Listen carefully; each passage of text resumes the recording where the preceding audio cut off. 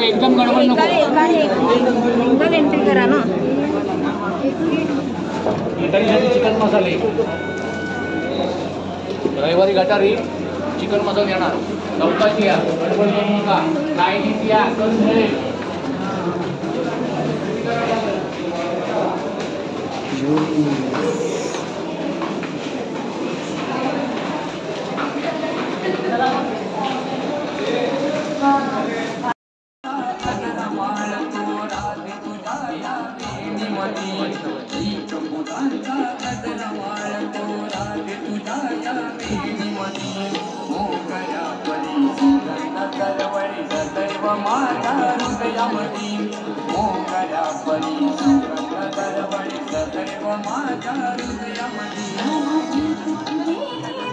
लेखक अभिनेता म्हणजेच प्रथमेशी शिवणकर सर कला क्षेत्रात आपण उल्लेखनीय कामगिरी केली म्हणून आपण हा पुरस्कार प्रदान करतो आहोत. मी माननीय प्रथमेशी शिवणकर सरांना या विचारमंचावर निमंत्रित करतो. कोकण सन्मान सोहळा पहिला पुरस्कार आपण यांना प्रदान करतो आहोत. एकदा जोरदार टाळ्या व्हायला पाहिजेत. तुमच्या आमच्या सगळ्यांच्या मनावर अधिराज्य गाळवणारा एक हुरहुरणारे कलाकार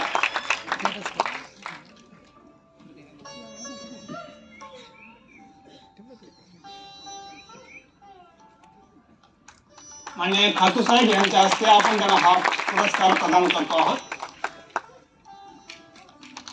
माहिती आहे आपण सतत टाळ्या वाजवतो आहोत तरी सुद्धा सतत टाळ्या व्हायला पाहिजेत.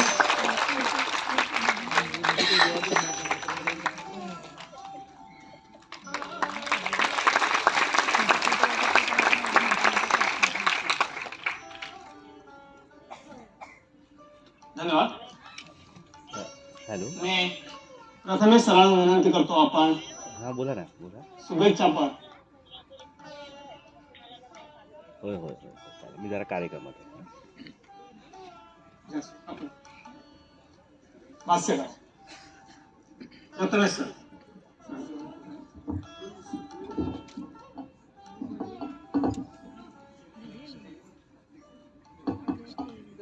दादा करेक्ट बोलला खूपच अंतर आहे. आम्ही कोकणकर या कलामंचाचे मी खरंच आभार मानतो की त्यांनी या पुरस्कारासाठी मला पात्र समजलं. आणि आता मी एक जे प्रहसन बघितलं त्या कलाकारांना आणि आपल्या कोकणातल्या कलाकारांना एकच सांगेन की मेहनत आणि आपल्या कामावरचं प्रेम तसंच ठेवा. तुम्हाला नक्की नक्की यश मिळतं कारण मी ते करत आलोय आतापर्यंत.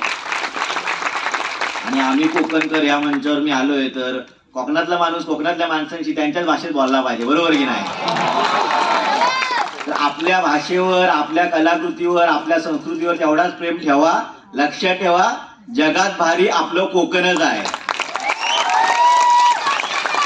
आणि खरंच खूप खूप धन्यवाद. खूप चांगलं वाटलं की आपल्या माणसांनी आपल्या कामाचं कौतुक केलं. आणि तुम्हाला मी सगळ्यांना म्हणजे ह्या पुरस्कारामुळे एक जबाबदारी आली माझ्यावर की जसं आतापर्यंत तुम्हाला हसवत राहिलो आणि जसं चांगलं चांगलं काम करत राहिलो यापुढेही तसंच चांगलं चांगलं काम करत राहील. तुमचे आशीर्वाद पाठीशी ठेवा. धन्यवाद. धन्यवाद सर. त्यानंतर आमचे प्रायोजक माननीय खातू साहेब यांनी सुद्धा शुभेच्छावर आपल्याशी संवाद साधावा.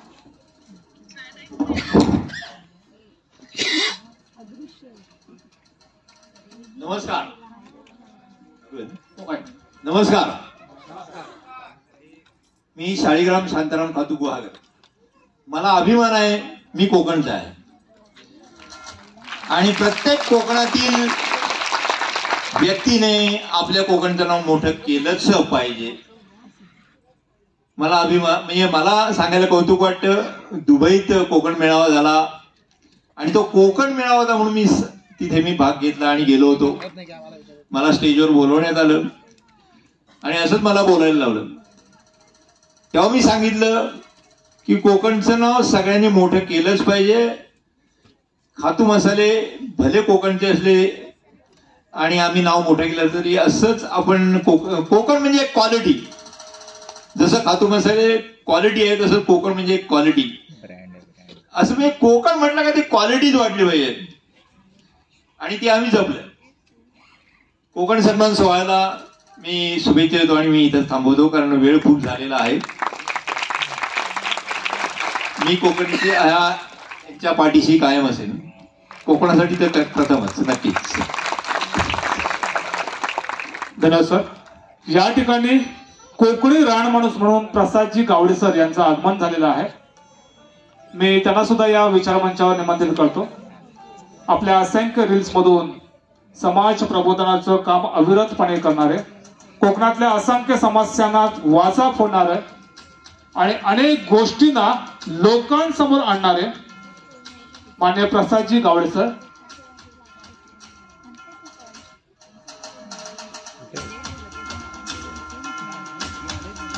मला वाटतं सर थोड्याच वेळात आपण पुढच्या पुरस्काराकडे वळूया आणि पुढचा पुरस्कार प्रदान करण्यासाठी मी माननीय नवगणे सर, कुणबी समाज संघाचे अध्यक्ष माननीय अनिलजी नवगणे सर यांना या विचारमंचावर निमंत्रित करतो. आपल्या गरिबीचा कोणताही उहापोह न करता त्यावर अत्यंत कुशलतेने मार्ग काढत शिक्षणाच्या बळावर पत्रकारितेत आपली स्वतःची छाप पाडणारे आणि समाजाचे सभोवतालच्या समस्यांचे पत्रकारितेतून वाचा फोडणारे, ज्यांचा महाराष्ट्र रत्न या पुरस्काराने सन्मानित करण्यात आला आहे, असे पत्रकार माननीय दीपकजी कारकर सर, आपण यांना हा पुरस्कार प्रदान करतो आहोत. पत्रकार दीपकजी कारकर सर, जोरदार टाळ्या व्हायला पाहिजे.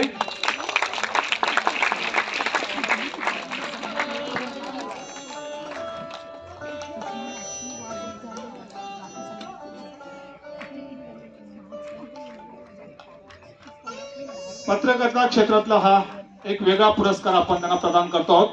दीपकजी कारकर सर,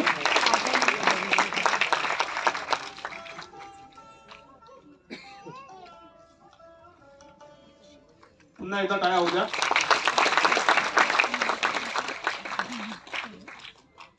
मी सर तुम्हाला सुद्धा 2 शब्दात बोलायचंच आहे. अगोदर आपण काय सर, कोकण सन्मान सोहळा या कार्यक्रमासाठी आयोजकांनी प्रमुख मान्यवर म्हणून माझ्यासारख्या छोट्याशा कार्यकर्त्याला बोलून आपल्या सर्वांसमोर, कारण की आज हा सोहळा आपण तसं बघायला गेलं त्या कोकणातल्या तरुणांना, लहान मोठ्यांना एक ऊर्जा देणारा कार्यक्रम या माध्यमातून केलं. या कोकणातल्या 7 जिल्ह्यांचे जे कुणबी बांधव आहेत त्यांचा अध्यक्ष म्हणून मी आपल्या या सोहळ्याला मनापासून अखंड कोकणाच्या वतीने शुभेच्छा देतो आणि तूर्त थांबतो. जय हिंद, जय महाराष्ट्र. माझ्या नियमावलीने मांडत असतो, तरी देखील आजचा हा एक अद्वितीय असा सोहळा माझे मित्र कृष्णाजी येते आणि त्यांचं हा सगळा परिवार यांच्या माध्यमातून अतिशय भव्य दिव्य असं आयोजन करण्यात आलेलं आहे. खऱ्या अर्थानं या कार्यक्रमाला आपल्या कोकणातील आणि कला विश्वातील असंख्य अशी ही मान्यवर मंडळी आहे. सगळ्यांनाच खरोखरच या कार्यक्रमाच्या माध्यमातून शुभेच्छा देतो. आयुष्यात प्रत्येकाच्या आयुष्यात पुरस्कार हा त्याला एक वेगळी प्रेरणा, एक वेगळी ऊर्जा देत असतो आणि खऱ्या अर्थानं तो माझ्या देखील आयुष्यात असेल. कधी कधी वाटतं आपण तितका मोठा नाही, परंतु आपल्या स्वकर्तृत्वावर आणि आपल्या अंगी असणारी काहीशी कला आपण अवगत करून काहीतरी समाजासाठी करत असतो आणि त्यासाठी असा हा सन्मान निश्चितपणे आयुष्यात स्मरणीय राहील. मी पुढे एकदा संयोजकांना मनापासून आभार देतो, त्यांचे धन्यवाद व्यक्त करतो. दरम्यान आज पत्रकारितेतील अनेक या ठिकाणी व्यक्तिमत्व आहेत. मला वाटतं माझे आदर्शवत अर्थातच शांतारामजी गुडेकर साहेब असतील, त्यानंतर दैनिक सकाळचे पत्रकार सुनील माळी देखील मला वाटतं या ठिकाणी दिसले होते आणि खरोखर अशा पत्रकारांकडून शिकत मी थोडासा काहीसा प्रयत्न करतोय आणि निश्चितपणे माझ्या माध्यमातून आपल्या समाजातील सामाजिक, शैक्षणिक, सांस्कृतिक अशा क्षेत्रामध्ये मी माझ्या विपुल लेखनातून इथल्या समाजावर प्रकाश टाकण्याचा माझ्या लेखणीतून प्रयत्न करेन. तुम्हा सगळ्यांचे आशीष आशीर्वाद माझ्या समवेत राहतील. पुन्हा एकदा संयोजकांचे आभार. धन्यवाद.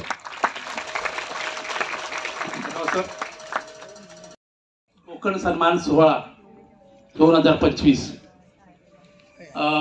निर्माते मी कोकणकरचे सन्माननीय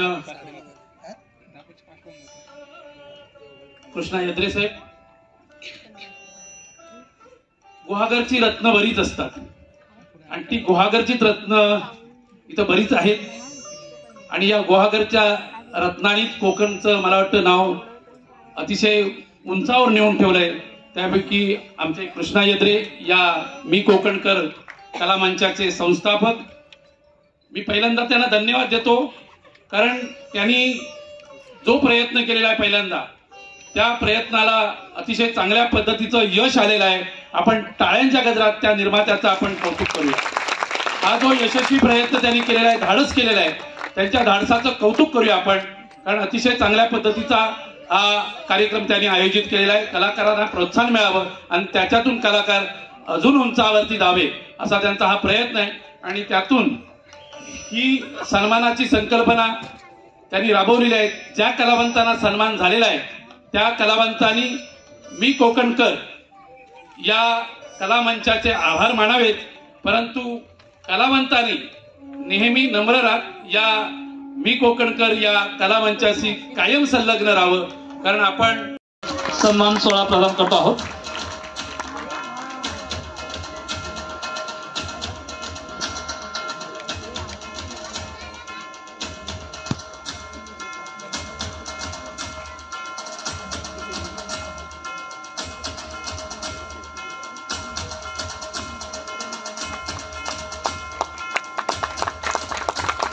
आणि त्याचबरोबर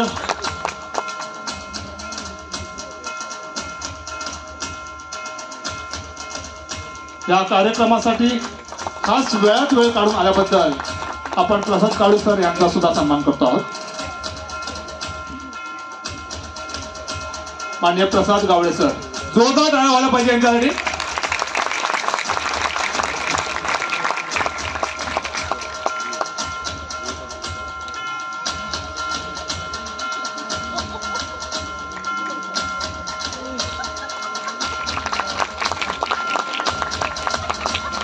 सर वेळ अभावी आपल्याला बोलायला देऊ शकत नाही, याबद्दल मी आपली दिलगिरी व्यक्त करतो पुन्हा एकदा. आणि त्यानंतर वैद्यकीय क्षेत्रासाठी आपण विशेष पुरस्कार देतो आहोत. व्यक्त करतो की उशिरा आलो. हा जो कार्यक्रम आहे, ज्या कार्यक्रमाच्या माध्यमातून आपण बऱ्याचशा कोकणात आणि सह्याद्रीत काम करणाऱ्या लोकांचा सन्मान करतो आहोत. ज्या मातीसोबत आपण जोडलो गेलोय ही एक जगातली एक असं सुंदर भूमी. आत्ताच आपल्या कोकणातल्या बऱ्याचशा किल्ल्यांना वर्ल्ड हेरिटेज साईट म्हणजे युनेस्कोची जागतिक वारसा स्थळ म्हणून नामांकन मिळालं. त्या कोकण भूमी आपण बिलॉंग करतो, त्या कोकण भूमीतले आपण वारसदार आहोत आणि त्यामुळे तुम्हाला सगळ्यांचं अभिनंदन की आपण एका अशा भूमीतून आलोय जी भूमी ही आज जागतिक वारसा स्थळ म्हणून ओळखली जाते. आणि त्यातली एक गोष्ट की आपल्या कोकणामध्ये कातळ शिल्प पण आहेत. तर युनेस्कोच्या वर्ल्ड हेरिटेज साईटमध्ये कातळ शिल्पही यायला हवीत. कारण कातळ शिल्प हा आपल्या कोकणातल्या जुन्या लोकांचा, कोकणातल्या जी माणसं आपण इव्हॉल्व्ह झालो, एक माणूस म्हणून आपण जगायला लागलो या कोकण भूमीमध्ये, त्या आमच्या जुन्या आदिमानवांच्या काळातल्या कातळ शिल्पांचा गौरव मला वाटतं पुढच्या काळामध्ये व्हायला हवा, जो खऱ्या अर्थानं आपल्यासाठी एक अभिमानाची गोष्ट असेल. छत्रपती शिवाजी महाराजांच्या पदस्पर्शाने पावन झालेल्या कोकण आणि सह्याद्रीच्या भूमीतल्या या सगळ्या शिलेदारांचं माझ्यातर्फे आणि कोकणातल्या असंख्य रान माणसातर्फे मी मनपूर्वक अभिनंदन करतो. धन्यवाद.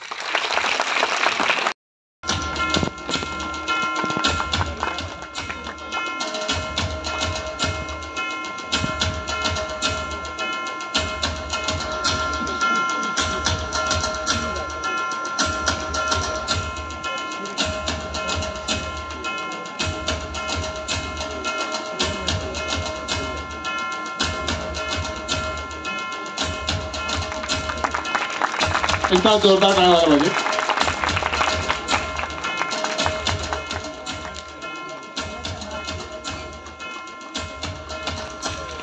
आणि यानंतरचा पुरस्कार आहे प्रसिद्धी माध्यमातून आणि लोकांच्या प्रेक्षकांच्या मनावर अधिराज्य गाजवलेला आहे.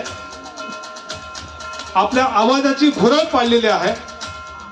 मध्यंतरीच्या काळात जाकडी वेगळ्या वळणावर जरी गेलेली असली तरी सुद्धा त्यांची टॉप 10 मधली गाणी आजही आम्ही तेवढ्याच आवडीने ऐकतो. असं नाव मध्यंतरीच्या काळामध्ये एका दुर्धर आजाराला त्यांना सामोरं जावं लागलं होतं. त्यातून सुद्धा ते तेवढ्याच ताकदीनं बाहेर पडले आणि पुनश्च एकदा रंगमंचावर लोकांच्या सेवेसाठी रुजू झाले. असं नाव म्हणजे शाहीर रामचंद्र घाणेकर. जाकडी नृत्यातलं एक विलक्षण नाव, अप्रतिम कामगिरी त्यांनी केलेली आहे. मी शाहिरांना सन्मान, त्यांचे जर शिष्य कोणी असतील तर त्यांनी सुद्धा यावं. आपल्या गुरुवर्याचा होणारा हा सन्मान येणाऱ्या पिढीसाठी सुद्धा प्रेरणादायी ठरवू शकतो.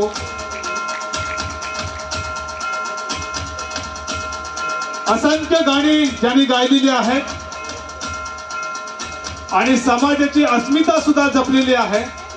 विशेषतः काबाड कष्टकरी माझा कुणबी शेतकरी हे गाणं लोकांच्या ओठावर आजही आवडीनं गायलं जातं. मी आजचे प्रमुख प्रायोजक मान्य खातू साहेब यांना विनंती करतो की आपण त्यांना हा पुरस्कार प्रदान करावा. शाहीर रामचंद्र घाणेकर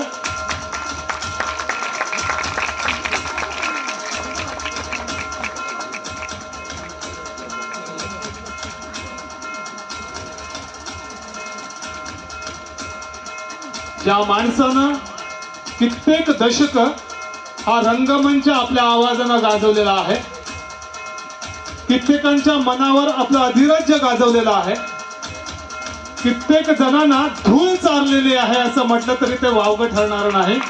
असं नाव म्हणजे शाहीर रामचंद्र घाणेकर.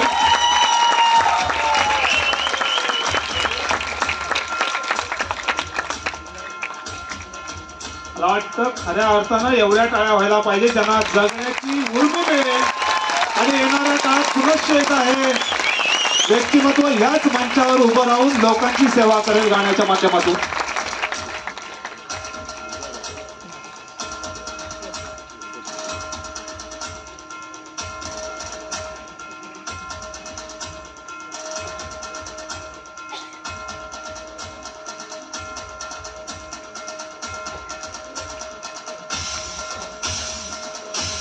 धन्यवाद सर.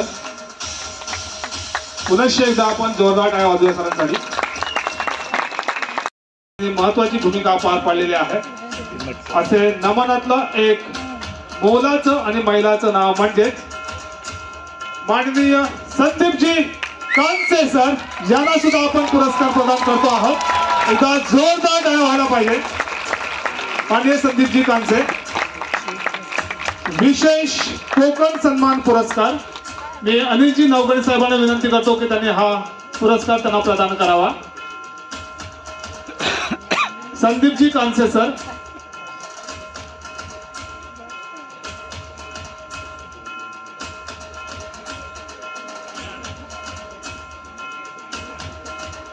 कृपया आमचे सगळे रंगमंचाच्या मागे असणारे कलाकार यांना विनंती आहे कृपया वेळेचं भान ठेवून आपण पटापट यायचं आहे. संदीपजी कांसे सर.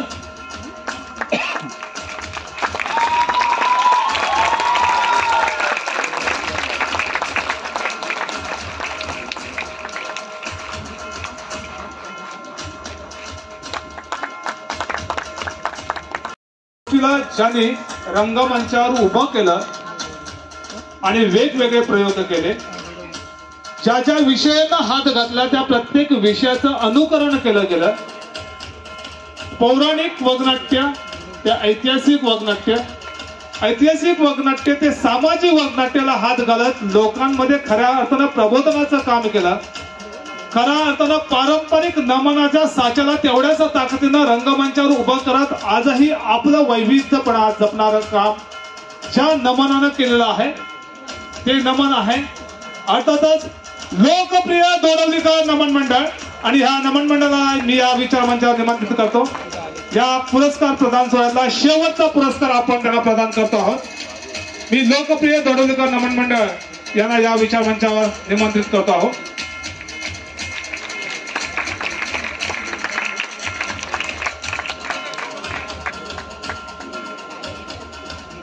सातत्यानं प्रयोग करणारे लेखक दिग्दर्शक तानाजी कांबळे, माधव कांबळे आणि सगळी मंडळी, मी यांना या विचार मंचावर शेवटचा पुरस्कार प्रदान करण्यासाठी माननीय प्रतापजी शिवलकर सर आपण हा पुरस्कार त्यांना प्रदान करावा. सगळे आदर्श दोडवलीकर यांनी या विचार मंचावर यायचं आहे.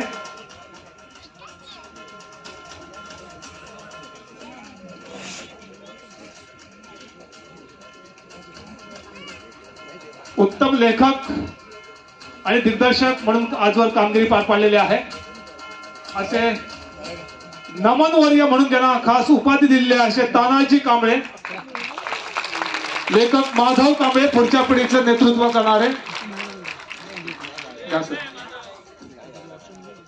पुढच्या पिढीचं नेतृत्व करणारे माधव कांबळे लेखक दिग्दर्शक आणि कुणबी समाजाचा वारसा तेवढ्याच ताकदीनं तळागाळात नेऊन पोहोचवणारे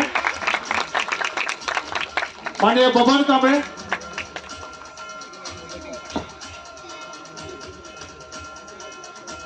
सचिन मोरे आपण सुद्धा यायचं आहे. मला वाटतं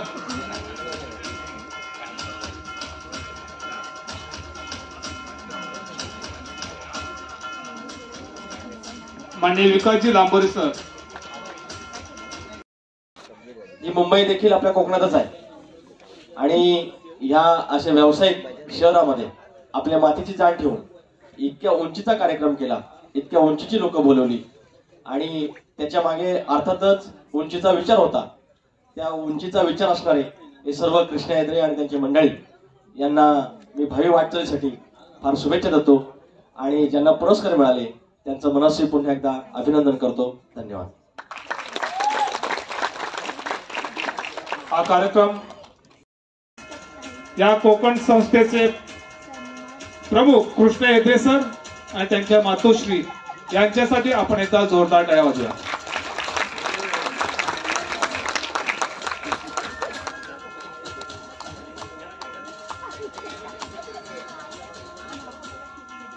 एक शाल आणि पुरस्कार देऊन त्यांना आपण सन्मानित करतो आहोत.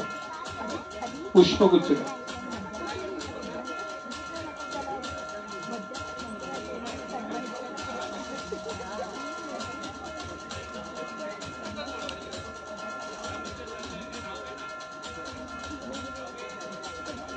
कृष्णा हेद्रे कधी सुद्धा यायचा मॅडम या.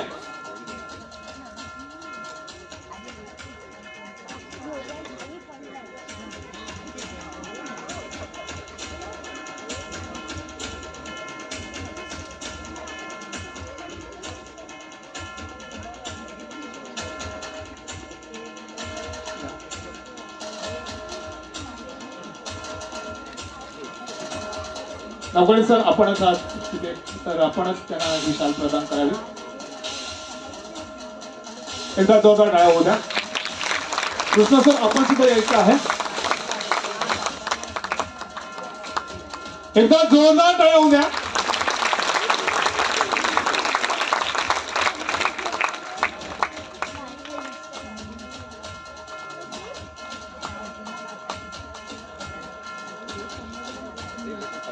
सपत्तिक होऊ द्या.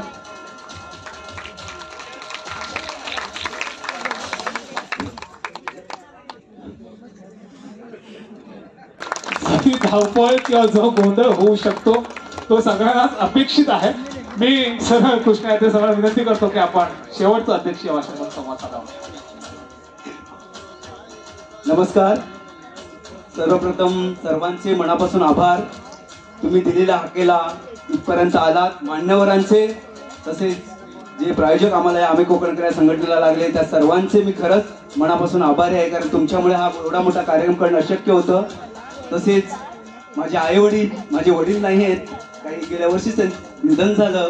माझी आई आहे, माझी बायको, माझी फॅमिली, माझी मुलगी, माझा मुलगा, ज्यांच्या जीवावरती, ज्यांच्या सपोर्टमुळे मी इथपर्यंत पोहोचलोय, त्यांचे मी आज ऋणी आहे. कारण तुमचा जर सपोर्ट नसता तर कदाचित इथपर्यंत मी नसतो पोहोचलो.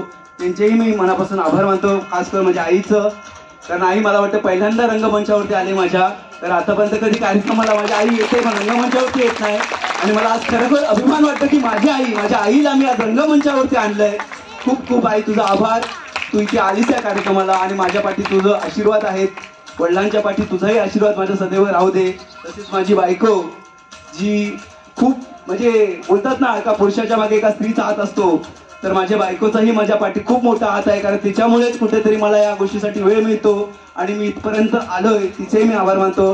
आणि खास करून सर्व जे प्रमुख अतिथी आहेत, मान्यवर आहेत, आणि मला वाटतं वेळेअभावी मी काही प्रमुख मान्यवरांची नावं घेतली नाहीत, त्यांचे मी आभारी आहे. तसेच वेळात वेळ काढून ज्यांना आम्ही कोकण युवा पुरस्कार दिला त्यांचेही मनपूर्वक आभार. आणि मी काय जास्त बोलत नाही कारण मला बोलता येत नाही, मला लिहिता येतं आणि मला करून घेता येतं, पण मी जास्त बोलत नाही. माझ्या लेखणीतून आवाज लोकांपर्यंत पोहोचवतो, हेच माझं काम आहे. धन्यवाद धन्यवाद धन्यवाद. हिंदू म्हणून त्याच्या अंगावर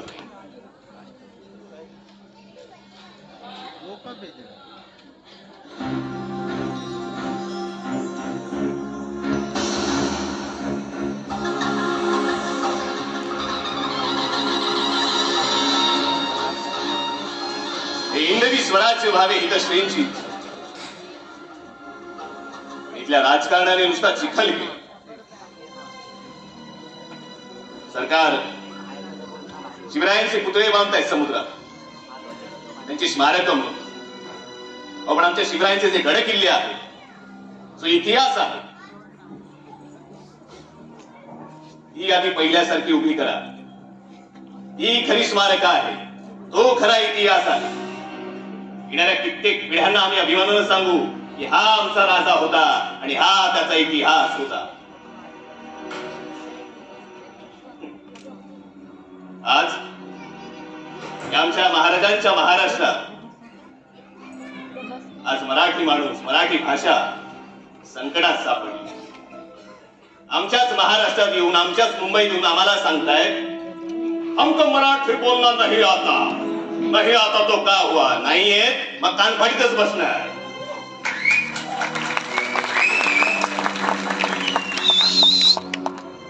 मी निघालो होतो स्वराज्याच्या देवळात. आता येऊन पोचलो या राजकारणाच्या छिनालखान्यात. अविश्वास, अन्याय, ढोंग आणि खुशामत यावर उभारलेलं हे राजकारण केवळ दुर्दैव आहे.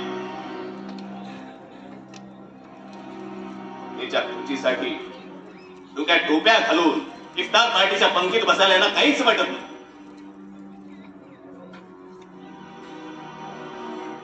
एक वेळ कबरीवर चादर चढवती, पण शिवरायांच्या पुतळ्याला कधी हार घालणार नाही. झेंडा काय कुठलाही चालेल, भगवा काय हिरवा काय, कसलंही विजन नाही. दिवसाची रात्र करून नवनिर्माणाचा झेंडा घेऊन निघालो होतो मी. शेवटी माझ्याही नशिबी नैराश्यचा.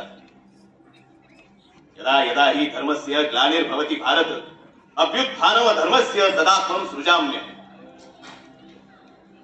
ते धर्मयुद्धात तटस्थ भूमिका घेतात ना, सगळे मारले जातात. ते गंगापुत्र भीष्म असो, गुरु द्रोणाचार्य असो, किंवा मग दानशूर कर्ण असो. तुम्ही जर धर्माची बाजू घेत नसाल ना, तुमचा विनाश अटळ आहे.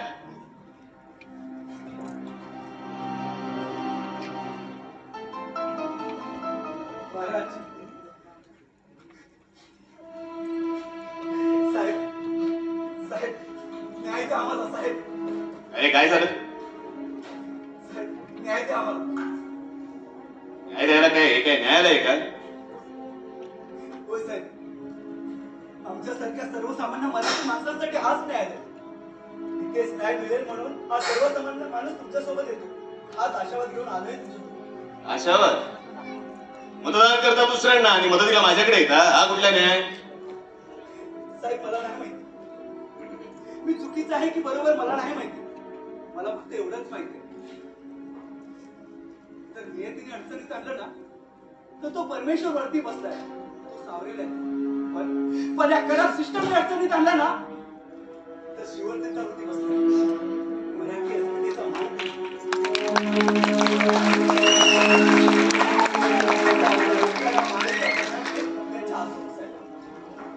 साहेब, त्यामुळे हे पावले आपसूकच शिवतीर्थावरती जातात. साहेब, खरं सांगू ना, तुम्ही ना बाळासाहेबांची सावली आहे. या लहान चोरांच्या मनात दडलेली मराठी अस्मितेची मावली आहे. ठीक आहे, काय झालेलं सांग. साहेब, आमचं नवीनच लग्न झालं होतं.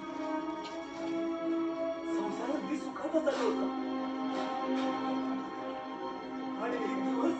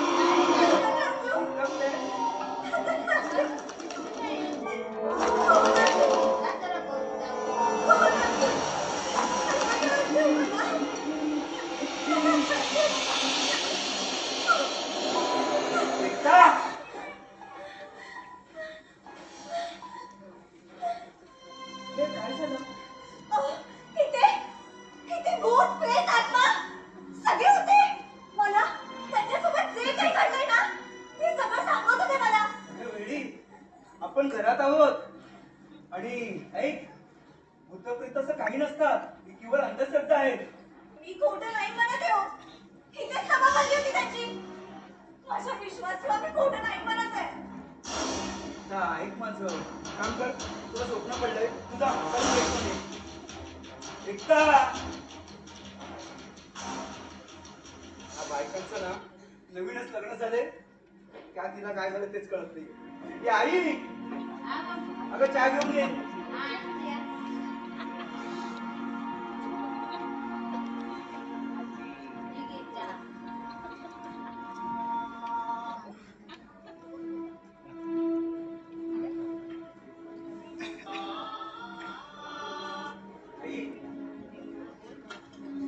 वगैरे कसं काय चाललं, सगळं ठीक आहे ना?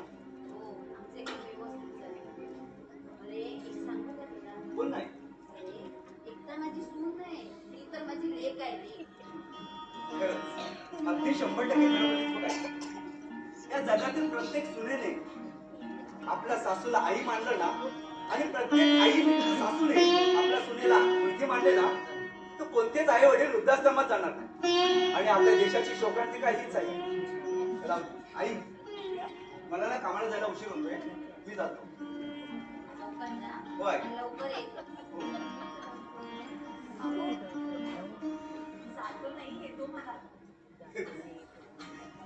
घरात एवढी सुंदर बायको असताना कोणत्या पुरुषाला कामाला जायला आवडेल का? मंडळी, अहो आमचं नवीनच लग्न झालं, त्यातली माझी बायको एवढी सुंदर, कोणत्या पुरुषाला कामाला जायला आवडेल? आता इथे लग्न झालेल्या पुरुषाची माझी व्यथा समजेल. बरं, चंद्राची चांदणी, चंद्राची चांदणी जशी रणांगणी रागिली, चंद्राची चांदणी जशी रणांगणी रागिली, तू प्रीतीची मनमोहिनी, तू प्रीतीची मनमोहिनी, दोघे सात जन्माची आदरणी.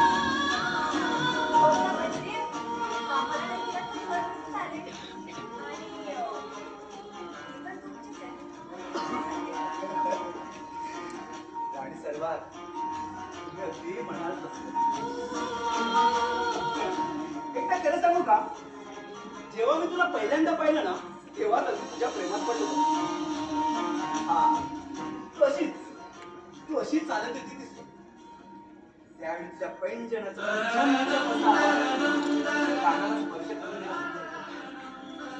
जसे केसांची किरण, तुझ्या गुलाबी पडलेली केसांची लट, ओठांमध्ये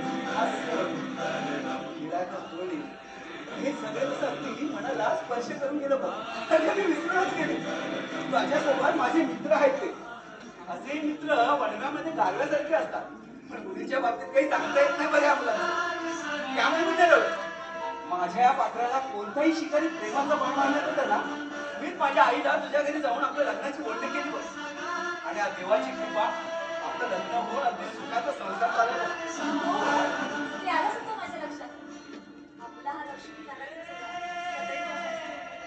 आणि ग्राम्य होते पदरपासून इतकं सगळं बघितलं होतं.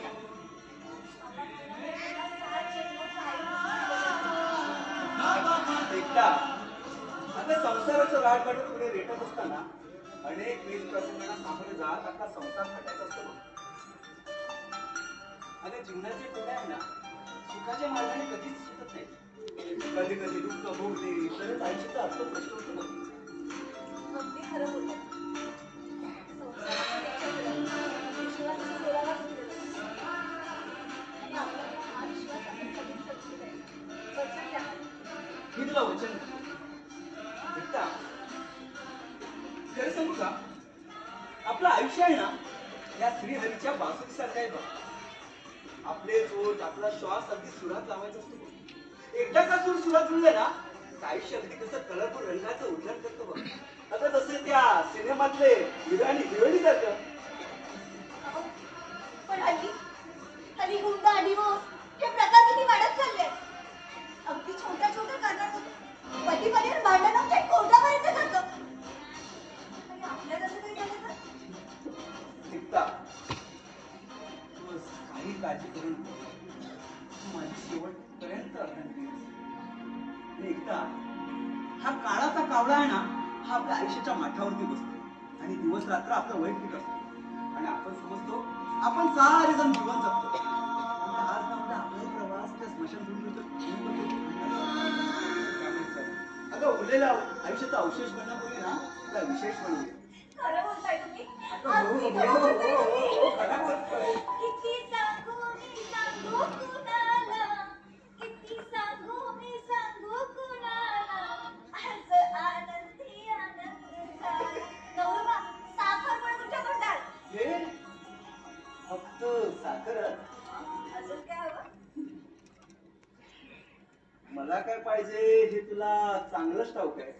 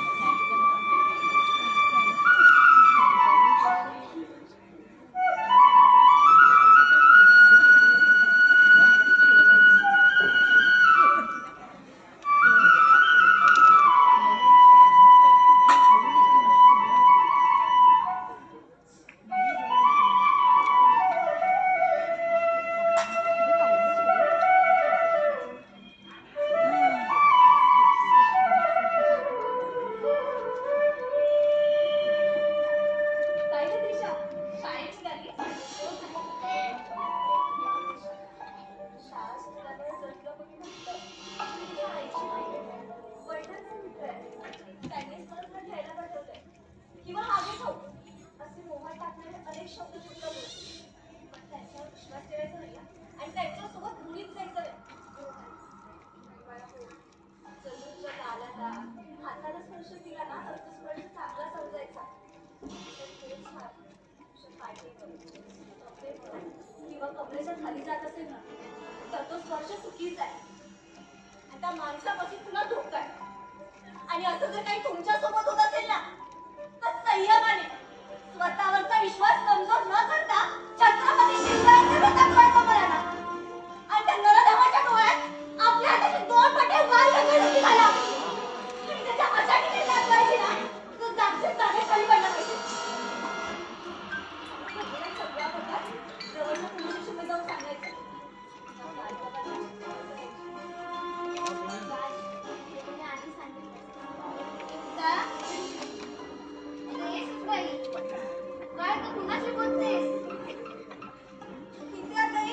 छोटी शाळेतली मुलगी आली होती. ती सुद्धा मला काहीतरी सांगत होती. तिच्यासोबत काहीतरी घडलंय. छोटी मुलगी होय छोटी मुलगी इथे एकटी आता होती. आता इथे मुलगी रे छोटी मुलगी. अगं एकटा अगं तू भानावर ये बघू आली. ते छोटी मुलगी बघ तिथे तर कोणीच नाही. भानावर ये आली. चल बरं आपण आज जाऊया. आज जाऊया. चल आज चल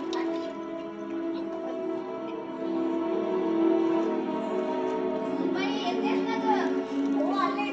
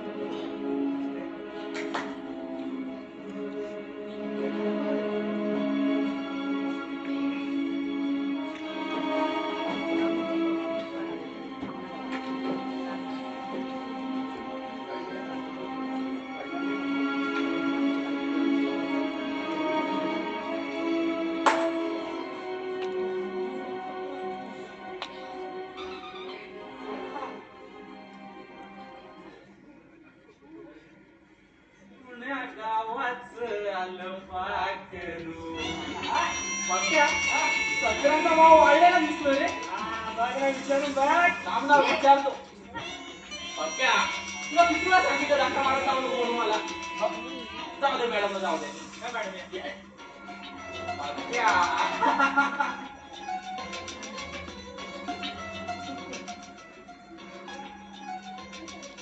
काय झालंय?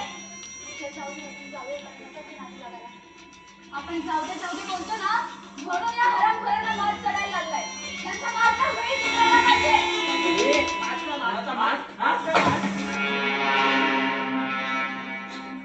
काय करताय तुम्ही? मला भीती वाटते. असं नको करू. असं नको करू. मला भीती वाटते. वाचवा कोणीतरी वाचवा. कोणीतरी वाचवा.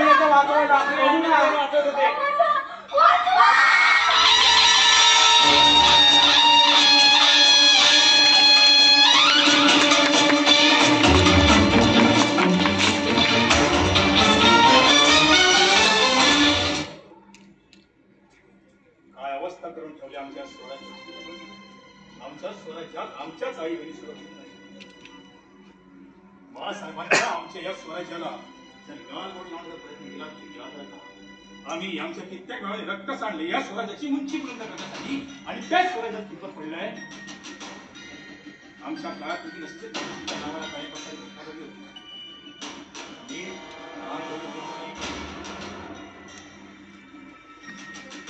ते आम्ही 16 वर्षाचे होतो. बाळासाहेबांच्या दरबारात राजकारणात शिक्षण दिलं. तेवढंच आमच्या कामावर साथ ऐकवत न्याय द्या आम्हाला न्याय द्या. पाहतो काय एक बाप आपल्या मुलीला तळ हातावर घेऊन आमच्या दरबारात बसला होता. मी विचारलं झालं बाबा काय झाले. बाबा म्हणाले माझी पोर नदीवर पाणी भरायला गेली असता तिला पळवली पाठवली त्याच जमान्यात माझ्या पुढची इज्जत होती. तोच तो रांजणगावचा पाटील बाबाजी पिकाची गुजर आम्ही तातडीने आदेश दिले. तो जसा असेल तसा त्याला घेऊन या. दरबारात हजर करण्यात आले. तो जसा आला तसा त्यांनी आपले गृहकर्म सांगण्यास सुरुवात केली. त्याला मी विचारतो म्हणलो, अरे तू कुठे उभा आहेस, तुला सोबत बोलतोय, तुला जरा तरी पाहिजे. तेव्हा तो म्हणाला, आम्हाला कोणाचंही नाही, आम्ही ते ह्या पहिलं पोशिंदा आहोत. हेच ऐकताच आमच्या तळ पायाची कड मस्तकात आम्ही त्या तातडीने शिक्षेची पात्र ठरवली.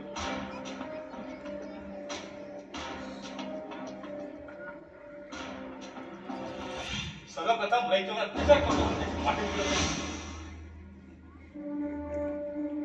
त्याला पुण्यातच ठेवला. दिवस रात्र बसून ठेवला.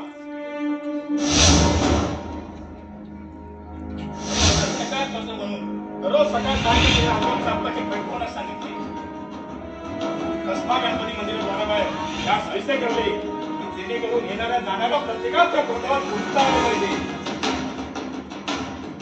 खांद्यापासून दोन्ही हात, कमरेपासून दोन्ही पाय कलम करून तो चौरंग करण्यास सांगितला.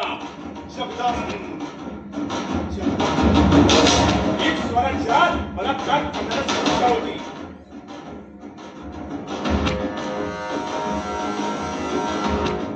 ही या महाराष्ट्रात आहे. मराठी मातीत मोठमोठ्या रणरागिणीचा जन्म झाला. कुठच्याही अंगी येऊ देत मासाची जाऊ तुमच्या की तुमच्या स्वराज्याच्या शिवकन्या सज्जना आणि स्वतःच मास स्वतःच्या शिकवचा गडा.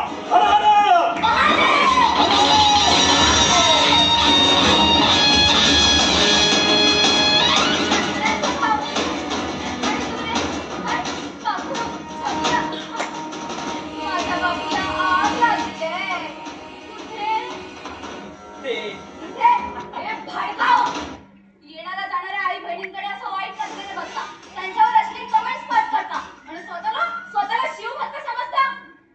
लाजा कशा वाटत नाही तरी तुम्हाला. खबरदार जर परत मनुष्यांचा बदनाम केलात तर. अरे मनात नम्रता आणि आचरणात सहनशीलता असणारच खरा शिवभक्त. तू आता मला शिकवणार? आवाज नाही चढवायचा. परत जर असतील कमेंट्स पास केलास ना तर काय करशील तू? काय करशील? काय करेन?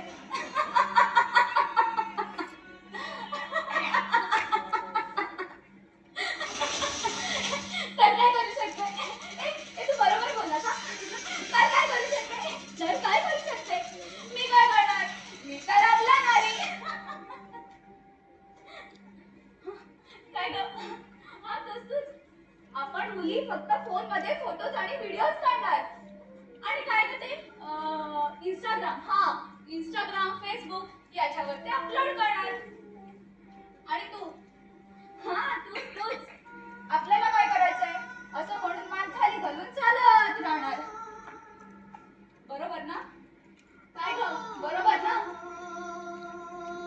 निसर्गाने भरलेल्या या बहरलेल्या सृष्टीत सगळ्यात बुद्धिमान जीव म्हणजे हा माणूस, ज्याच्या मनात श्रद्धायुक्त प्रेमाचे अफूट झाले वाटतात. तोच हा मनुष्य. पण सुख समृद्धीच्या घरट्यात अडकलेला, प्रगतीच्या हव्यासाने झपाटलेला या माणसाला समाधान आणि आनंद याचा मात्र विसर पडायला लागला. पूर्वी ना कसं जेवणाच्या पंक्तीला एकत्र बसण्याची मज्जाच काय वेगळी होती. रात्री जेवणाच्या ताटातला घासातला घास बाजूला काढून वाटीभर भाजी शेजारच्यांना घेऊन जाणारी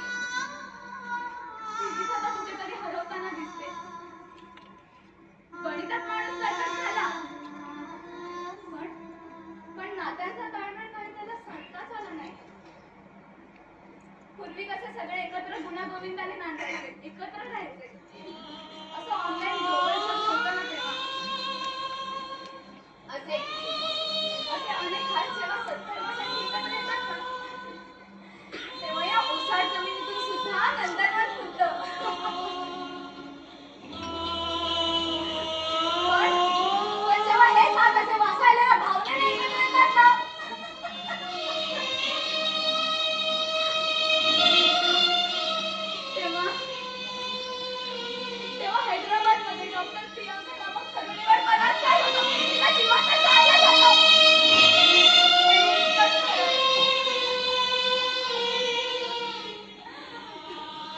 माणसाने तंत्रज्ञानात प्रगती केली, पण तो या तंत्रज्ञानाच्या इतक्या आहारी गेलाय की रस्त्यावर कोणी रक्ताच्या थारोळ्यात जरी पडलेलं दिसलं ना तरी त्याला मदत करायची सोडून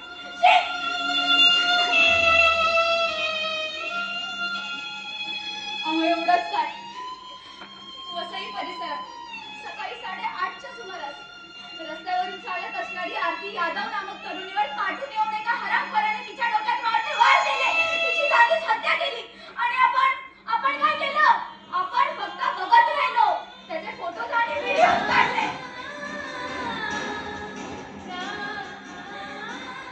याला निर्दोषतेची परिसीमा नाही तर आणखी काय म्हणतात? यामुळेच हे असल्या नराधमांचं मनोबल वाढतंय. पण मी लढणार, पण मी लढणार.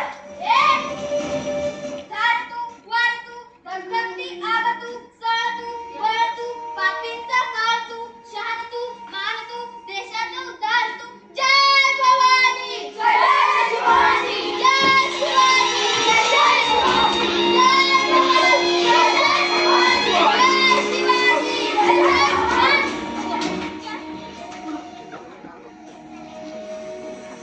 माफ करा मला. माफ करू? अरे काय बोललास? माफ करू? अरे हरामखोरानो, तुम्हाला तर पोलिसांच्या हवाली केलं पाहिजे. ताई थांब. हे बघ असे खूप नसणारे साप दिसते, त्यांना पुंगी वाचून नाचवण्याचे समर्थ तुझ्या मनगटात आहे. आपण फक्त लढायचं. शब्दात मावशील तू हे मित्र आहेस. तेज पाहुणे तुझे वाट बदलतील वाट. झालीस ना ग तू कधी स्वराज्याची जिजाऊ. जुगारलेस सारे बंद तूच ना राणी लक्ष्मीबाई. भुकेल्या बाळाची ती तूच ना गरीबाई. सोडून साखर टकले झेप घे तू करारी. तूच दुर्गा, तूच अंबा, नवरूपाची नवरात्र. तुझ्या बावली शरणागती सारे अशीच तू रणरागिनी, अशीच तू रणरागिनी.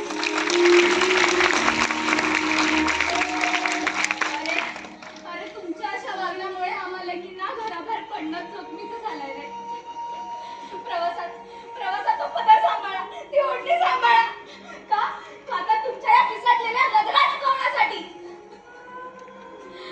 समाजात एकीकडे स्त्रीला मातेचा दर्जा दिला जातो, पण दुसरीकडे त्या स्त्रीला असं वाईट नजरेने बघितलं जातं. रोज तिच्यावर बलात्कार केले जातात. तुमच्यासारख्या नराधमांमुळे अखंड पुरुष जातच बदनाम होते रे. सांगा ना कसं परिवर्तन घडणार आहे आपल्या समाजात? सांगा ना. अगदी खरं बोललीस बघ तू. अरे स्त्री म्हणजे परमेश्वराने आपल्या साखर झोपेच्या वेळी टाकलेला श्वास. कन्या, पत्नी, माता, भगिनी या रूपांची रूपरेषा, तिच्या कुशीतून उद्याचं विश्व जन्माला येतं. 9 महिने 9 दिवस दगडासारखं ओझं पोटात वाढवते. तळहाताचा पडदा करते, नेत्राचे दिव्य करते. आणि त्याच आईचं मानसीची ही दशा.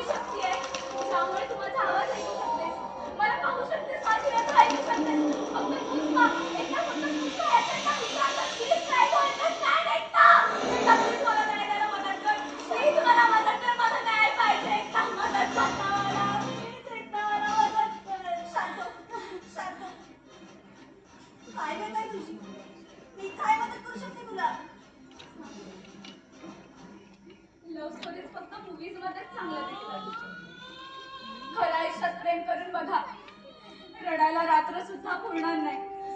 ही दुनिया भरून किती सुंदर दिसते ना, पण आतून खूप भयानक आहे. वरून जरी शांत दिसत असली तरी आतून मात्र एक भीतीचं वादळ घोंगावतच असतं. अगं लोकरीचा मफलर विणावा त्याप्रमाणे विषाचे फास त्याने माझ्या भोवताली विणले आणि मी पूर्णपणे त्या विषारी पाण्याच्या चक्रव्यूहामध्ये बुडून गेले ग. या हादरलेल्या मनाला भविष्याकडे जावं की भूतकाळाकडे वाकून पाहावं, अंधार पार करण्याची तयारी करावी की पुन्हा आपल्या घरट्यात परतावं, हे समजण्याचं झालं होतं ना. अशी एक भयानक संध्याकाळ माझ्या समोर उभी होती.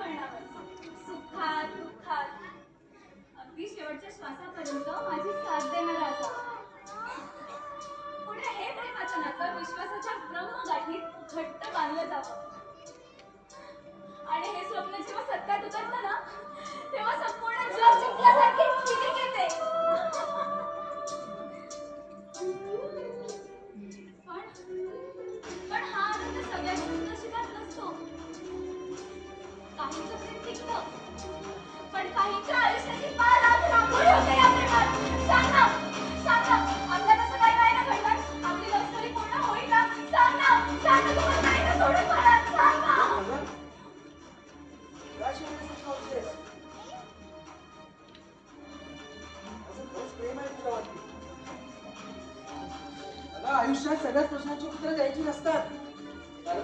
कारण आपण उकळीत पाणी तर पकवू शकतो,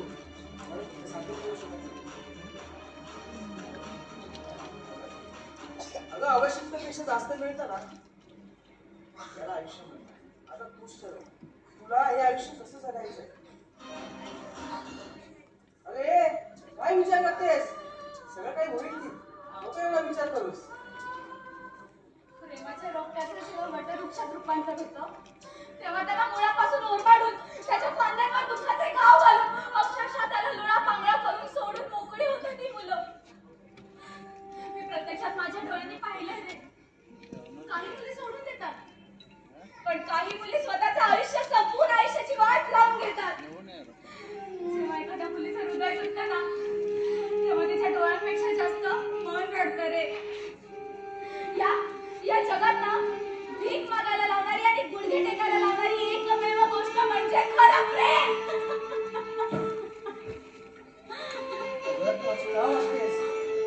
काही होणार नाही, विश्वास ठेवणार. खरंच तुझ्यावरती प्रेम करतो. माझं प्रेम पवित्र आहे. तू नको विचार करू तेवढा. खरंच साखर कोणा तुझ्या तोंडात. त्याची विल्हेवाट लावायची, पण त्याला त्याच्या पापाची शिक्षा मिळणार नाही. अरे मनुष्याला ज्याच्या त्याच्या जन्माचे भोग याच जन्मात भोगावे लागतात. आणि एक दिवस तो नरकात देखील मृत्यूच्या सडात रक्ताने माखलेला असेल. याच क्षणाची मी वाट पाहते.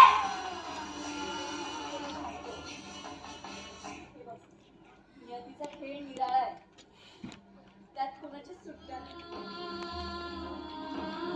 बंद असतं थेट कादर शिकतो आपल्या सोबत असते.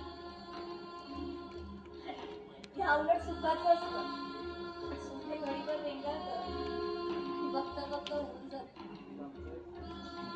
एखादा वाईट काळ समजून विसरून जायला भेटला. विसरून जाऊ? अगं काय बोलतेस? एकदा तू विसरून जाऊ. ही इतकी भयानक गोष्ट विसरून जाऊ ही विसरण्यासारखी गोष्ट नाही. एकदा प्लीज काय बोलतेस ते? काय बोलतेस तू? कळतंय का तुला? ही गोष्ट विसरण्यासारखी अजिबात नाहीये. तो बायका अजून पण जिवंत आहे आणि ही सरकार त्याला अजूनही पोचते. त्याला जोपर्यंत मृत्यूदंडाची शिक्षा होत नाही ना तोपर्यंत ही बदलाची आश्वासन नाही होणार आहे. मला बदला पाहिजे, मला न्याय पाहिजे, मला बदला पाहिजे, मला न्याय पाहिजे, मला न्याय पाहिजे, मला न्याय पाहिजे. शांत हो.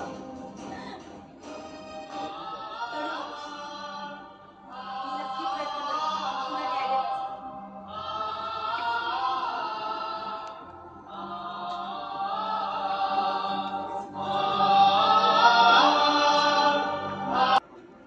अशा प्रकारे घटना घडली.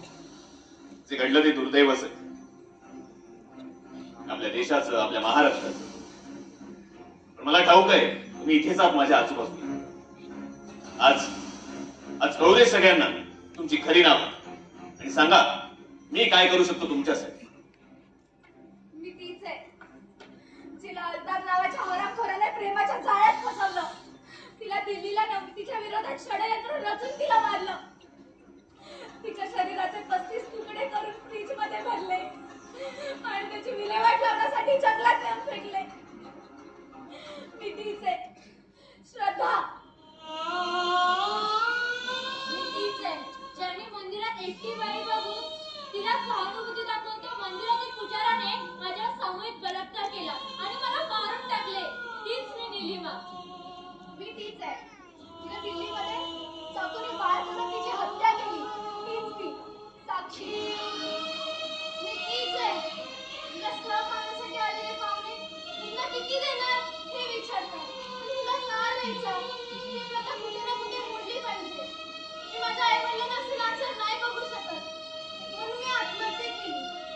मीच ती लातूरची होईल. मी तीच आहे तिच्या लग्नानंतर हिंदासाठी छळ करण्यात गेला आणि मला आत्महत्या करण्यास प्रवृत्त केलं. तीच मी वैष्णवी. मी तोच साधू जो पालघरच्या घराण्याला मारला गेला. मी तोच आहे 19 मार्च 1986 जगातला पहिला शेतकरी ज्याने भ्रष्टाचाराला कंटाळून आत्महत्या केली. मी तोच यवतमाळ मधला साहेबराव करपे. तोच मी तरुण बेरोजगारीमुळे मला आत्महत्या करावी लागली. मी तीच आहे जिची दिल्लीमध्ये बसमध्ये संधी साधून तिचा बलात्कार करण्यात आला. तीच मी बदलापूरमधील एका शाळेत शिकत असताना एका शिपायाने अत्याचार केला. तीच मी. साहेब आमच्या सोबत जे घडलं ते आम्ही बदलू नाही शकत. पण माझ्या या देशात कुठल्याच माझ्या बहिणीसोबत असं काही घडू नये म्हणून तुम्ही एक कायदा नक्की घेऊन या. जसा शिवकालीन महाराजांचा कायदा होता. या देशात कोणाची बलात्कार करण्याची हिंमत होणार नाही. या झोपलेल्या समाजाला जागा करण्यासाठी आम्ही वेगवेगळ्या ठिकाणी जाऊन वेगवेगळ्या रूपात येऊन मोहिमेला चालू केल्याच आहेत. पण साहेब या गोष्टीला न्याय फक्त तुम्हीच देऊ शकता. हो साहेब आम्हाला न्याय द्या.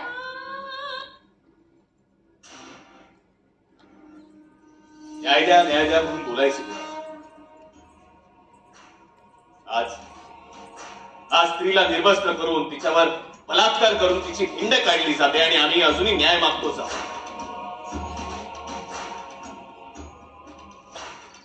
या आजूबाजूला अशा घटना घडतात. आपण रोज बघतो ऐकतो तात्पुरते रिॲक्ट कोणी सोडून देतो. पण हे कुठेतरी थांबलं पाहिजे.